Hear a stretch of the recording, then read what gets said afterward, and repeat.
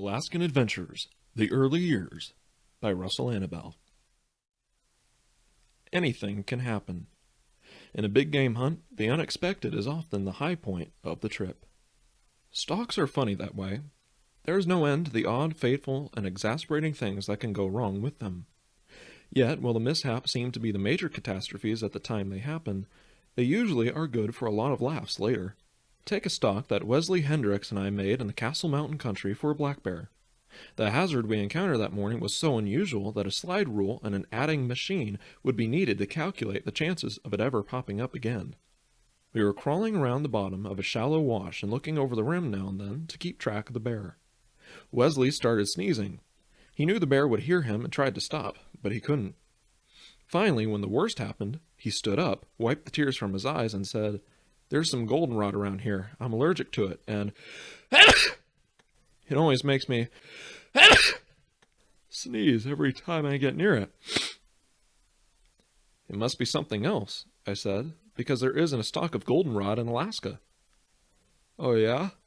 I guess I ought to Gosh almighty. Know what's making me sneeze? What are those flowers over there?" It was goldenrod, all right. There had been a freighter's camp under a bluff some time back in this area. Hay had been hauled in for the horses, and some of the bales must have contained goldenrod seed. You probably couldn't have found another patch of it north of Seattle. Wesley was the only man I knew who was allergic to it, yet he and the lone stand of yellow blooms had been destined to make contact here in the wilderness at a critical point in a stalk. Then there was the time that Mike Burkhart and I went on a hunt in Inniskin Bay for Kodiak bear. In the early weeks of spring, it is next to impossible to make a quiet stalk in this region. This is because the hills are covered with a brittle mat of last year's grass, the noisiest stuff imaginable. Of course, you can often make a stalk from behind a ridge or up a creek bed, but this isn't so hot either, because you lose sight of your bear, and a Kodiak in sight is worth a dozen somewhere else. On this particular morning, however, having located a bear on a mountain a half-mile back from the beach, we put our heads together and came up with a scheme. We would make a roundabout stalk and still keep the animal under observation. The plan called for our Russian Aleut boatman, Simeon Nikolai, to stay aboard the motor launch and watch the bear with a pair of binoculars while we worked up the bars of a creek overgrown with alder. If the animal moved, Simeon was to guide us to it by means of flag signals.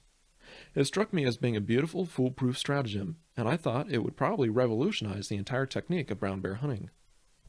We went up the creek gully and followed a rock stringer to a small opening at the top of a ridge. The bear had been fooling around on an old snowslide area some 200 yards upwind from this point, but now it was nowhere in sight. We looked over the crest to see what signals our man Simeon was flying. What we saw was far from reassuring. "He's all mixed up," Mike whispered disgustedly. "A flag at the bow telling us to go left, and another at the stern telling us to go right. Hell's bells." "Yes, and that isn't all," I informed him when I had put my glasses on the launch. "The son of a gun is asleep, stretched out on the deck in the sunshine with a seat cushion under his head." Our signal system having apparently been sabotaged, I climbed on a boulder and began scanning the dense thickets above us in the hope I might be able to locate the bear without Simeon's aid. I guess I looked at the animal 3 or 4 times before I actually saw it, and even then it was hard to believe we had gotten this close. Lying in the winnowing underbrush, barely 50 feet away, the bear looked for all the world like a mossy rock until I saw its hair ripple in the wind and caught the rise and fall of its barrel as it breathed. We changed paces hastily, and Mike went to work with his .405. Either because he fired too quickly or because the bullet struck a branch and glanced, the first shot did not do the business. The Kodiak came up with a roar, head and shoulders above the brush, then fell over and rolled down toward us, still full of fight. Its jaws popped and it smashed at the alders. The second shot from the medicine gun fired as I was in the middle of a soaring backward leap to get out of the way.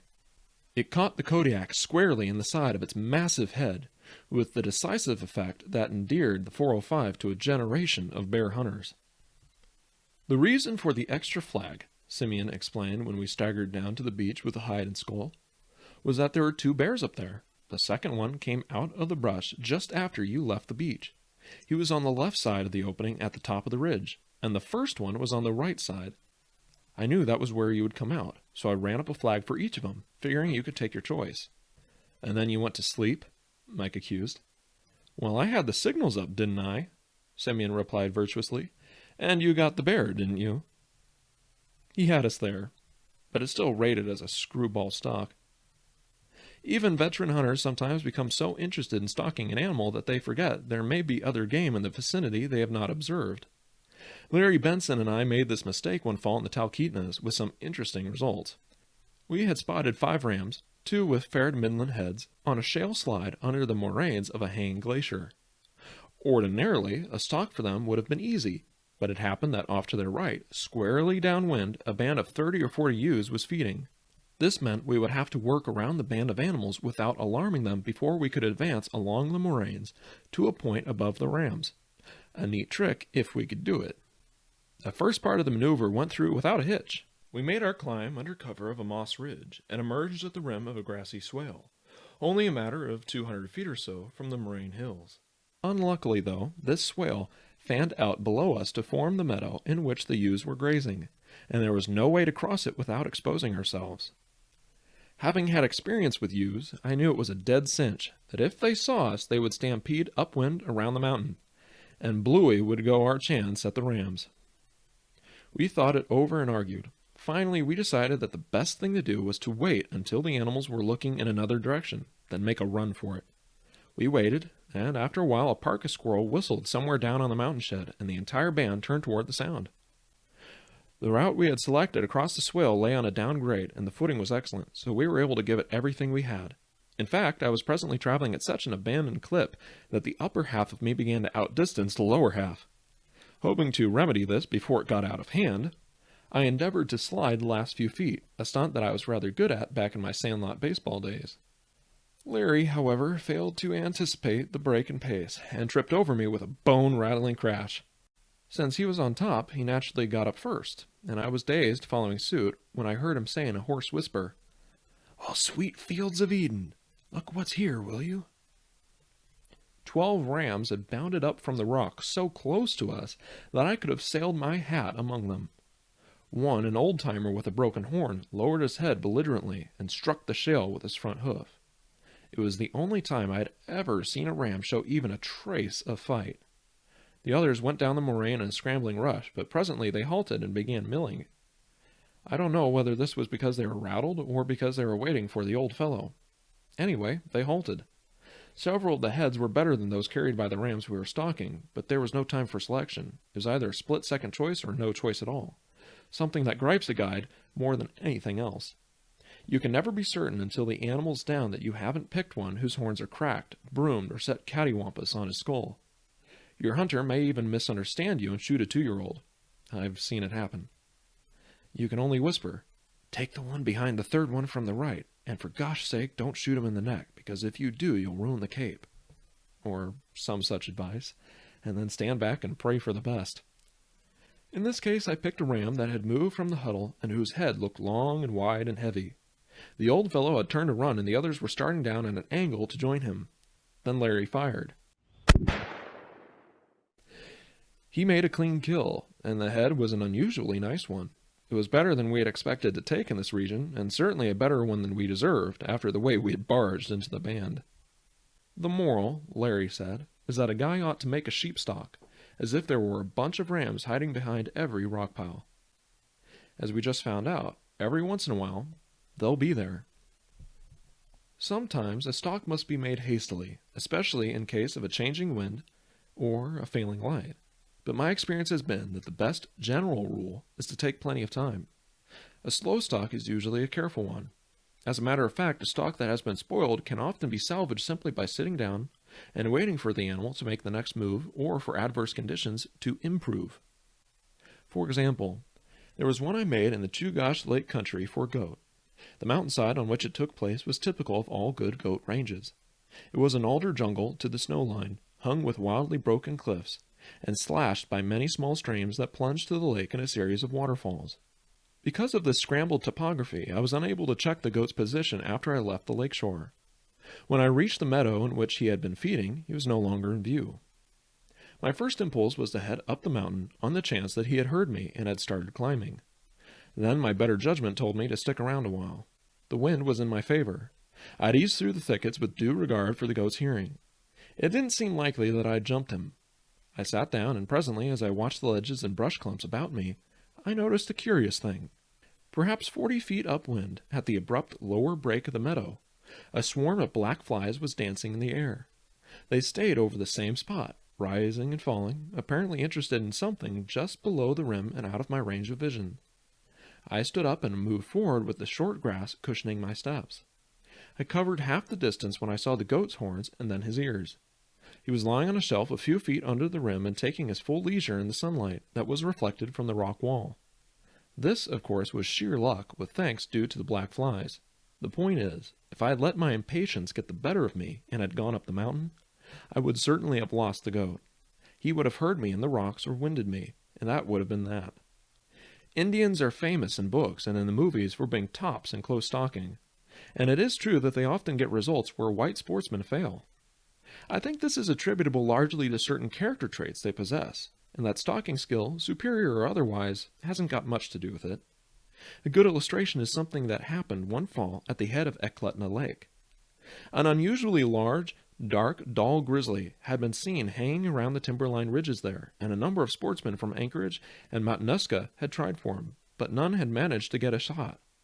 The bear was canny. He fed where he could watch the country below him, and when he moved, he shifted into the wind. As the end of the season drew near, the boys prophesied that nobody would succeed in getting him.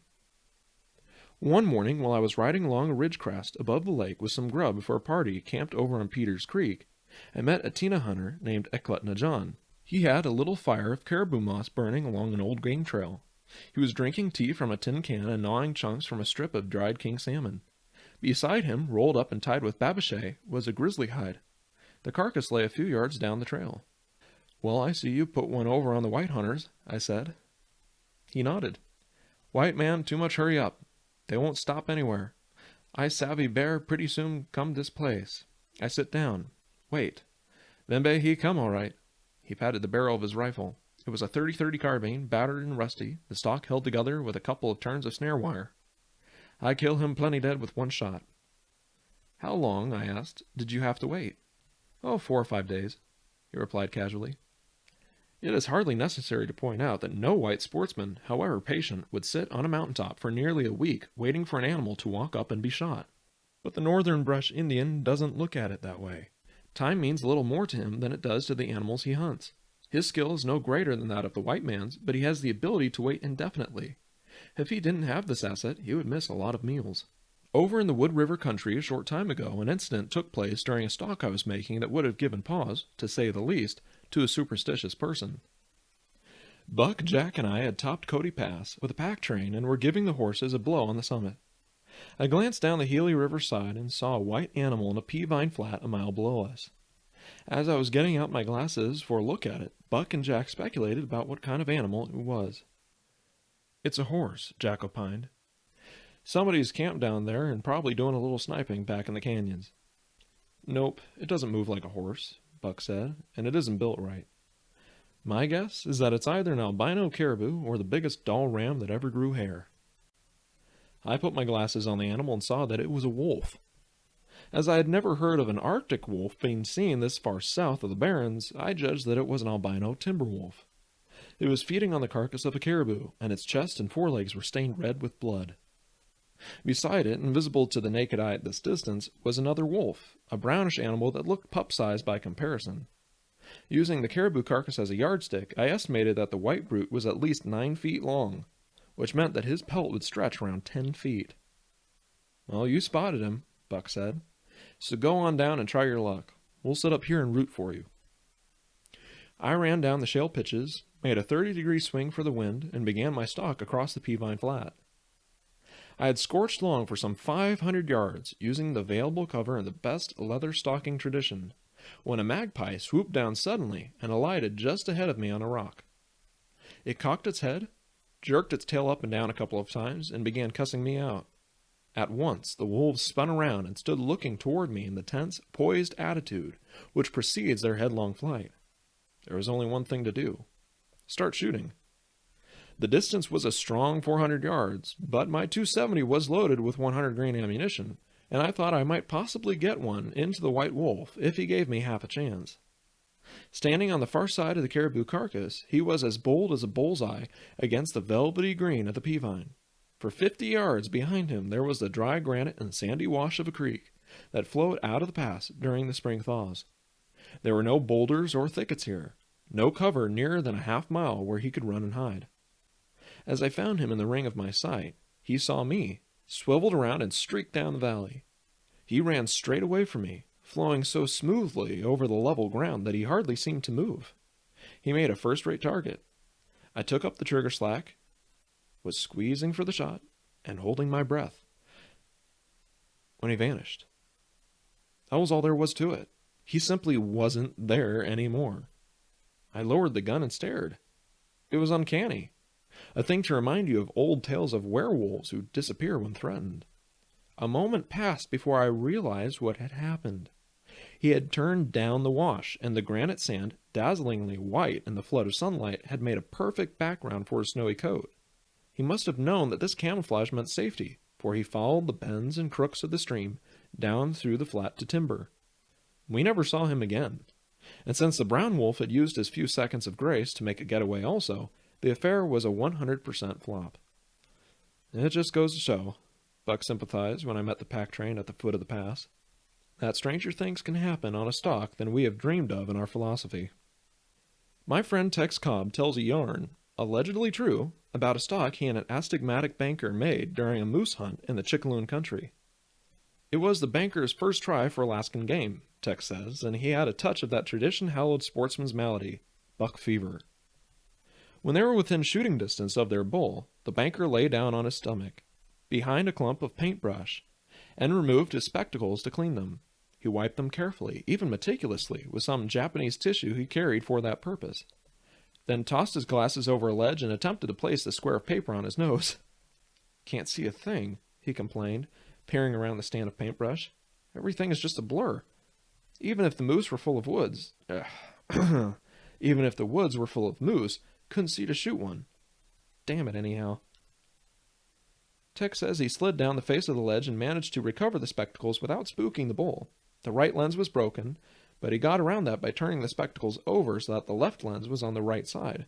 The banker, having by this time recovered somewhat from his seizure, managed to kill the moose. It was a nice trophy, and he was appropriately proud of it. On his way back home, he gave the Anchorage newspaper a long account of his hunt, but failed to mention the episode of the glasses, an omission Tex claims he can't understand. "It wasn't anything to be ashamed of," Tex says. "He threw with the wrong hand, that's all. Just a case of temporary mental aberration." So far as stalking them is concerned, barren ground caribou are the clowns of the north. Some of their antics could easily cause a hunter to wonder who was crazy, himself or the animals. On the Chidolthana one fall, I crawled on my hands and knees across several hundred yards of wet bog to size up the heads in a small band.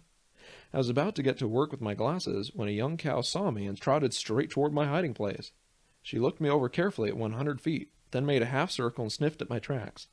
Finally, she gave a bleat and streaked back to the band, stampeding it down into the timber and out of sight.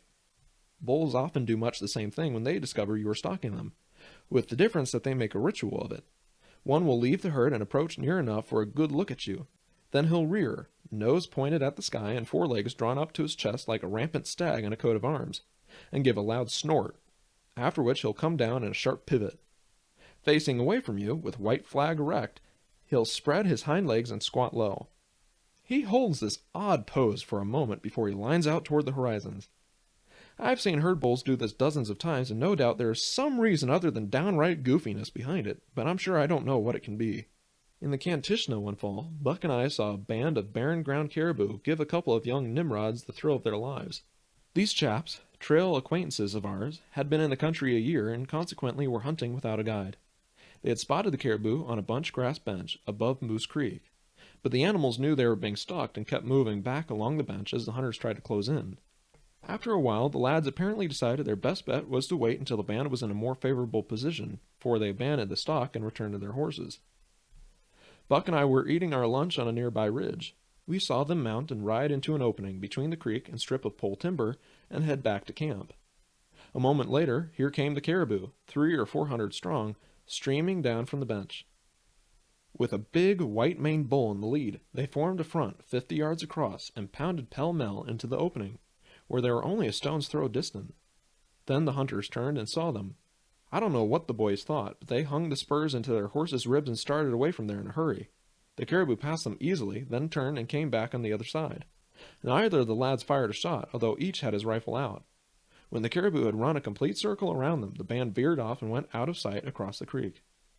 It was amusing to Buck and me because caribou had often maneuvered in a like manner about our pack trains, and we knew, of course, that their only motive was curiosity.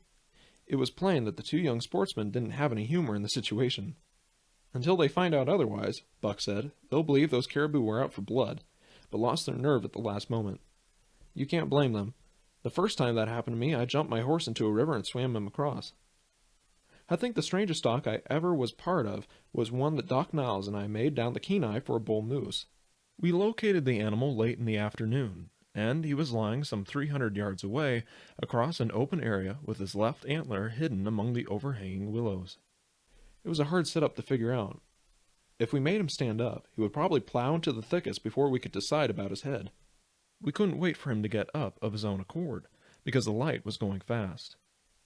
To complete the picture, the direction of the wind made it impossible to come in from behind him, and there wasn't enough cover in the area to conceal a jackrabbit. We finally decided, however, that poor as the cover was, we might possibly, if luck were with us and the bull slept soundly, work far enough into the area to get a look at the hidden antler blade. It was a forlorn hope, but there wasn't any other. We began the stalk. It was slow, nervous work, and the no-see-ums found us after a while. A raven alighted on a snag 100 yards down the open area. I was afraid it would start croaking and awaken the bull, but the better part of half an hour passed and we were still doing all right. We slid over a charred windfall into a little ditch and followed it into a stringer of buck brush. When we reached the end of the buck brush, I raised my head for a look. There was the bull about 50 yards away. I could see every detail of his head, and it was a good one. Doc grinned and propped himself on his elbows. He slipped the safety latch of his rifle. Now that was what I call perfect stalk, he whispered. Not a single thing went wrong. I got out his miniature camera, found the bull on the ground glass, and adjusted the telephoto. All right, I said. Whenever you're ready, make him stand up and then take him. Doc said, Hey, Moose. The bull didn't move. He must be deaf, Doc said wonderingly.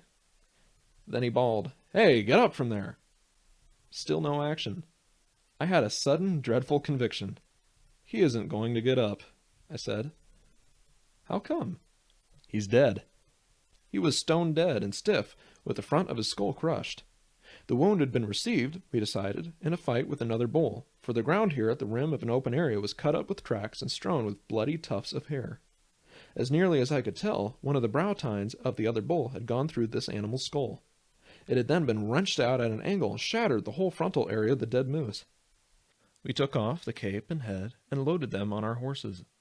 One of our packers, a young fellow who had taken a homestead near the railroad, had said he wanted a good head for the living room of the house he was building, and this was a good one.